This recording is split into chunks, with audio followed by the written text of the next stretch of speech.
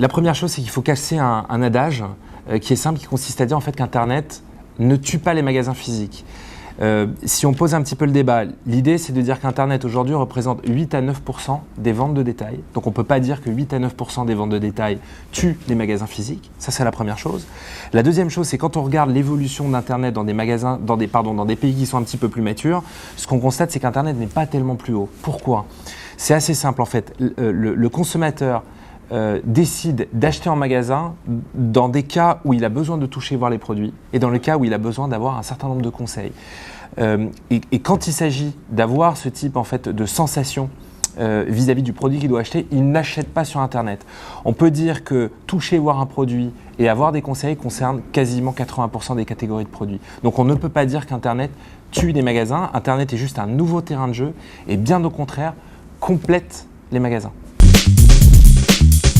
Alors, le cas Virgin, on va dire que déjà la première chose qu'il faut casser toujours comme adage, c'est que Internet n'est pas responsable directement de la mort de Virgin.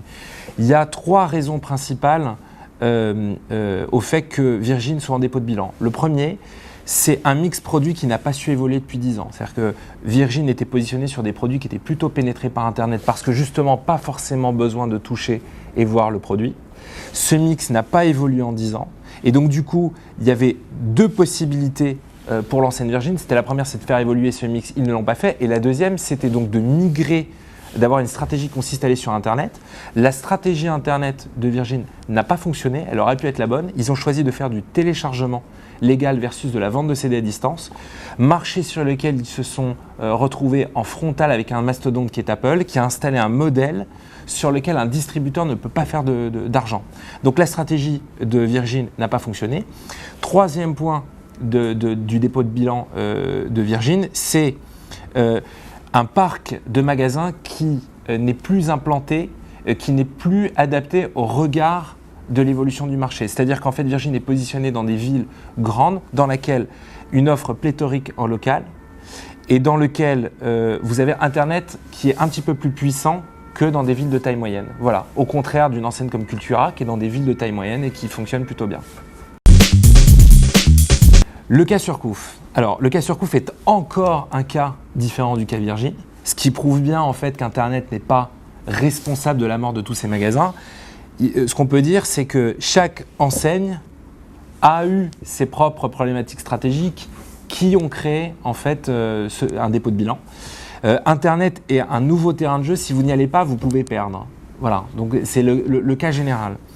Dans le cas de Surcouf, plusieurs problématiques. La première, c'est de savoir en fait que la taille du parc de magasins de Surcouf n'était pas assez élevée de manière à ce qu'ils puissent proposer des prix qui soient concurrentiels. Donc ils avaient des prix plus élevés que la concurrence. S'ils baissaient leurs prix, ils étaient d'autant moins rentables et donc ils auraient pu mourir d'autant plus rapidement.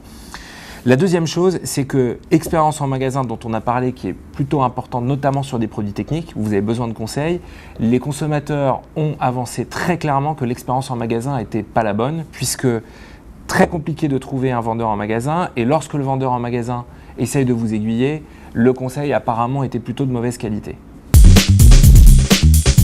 On ne peut pas parler d'opposition forte entre Internet et les magasins.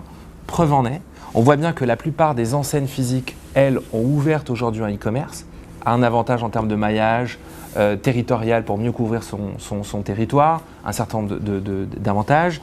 Mais parallèlement à ça, on voit bien aussi que les pure players, eux, font un move en fait vers les magasins physiques, puisque vous avez des acteurs comme, par exemple, Pixmania qui ont sorti des magasins physiques, comme Grosbill. Vous voyez aussi Amazon aujourd'hui qui est en train de parler de sortir un concept magasin. Donc comme quoi on ne peut pas parler véritablement d'opposition, puisque les deux canaux s'alimentent l'un et l'autre.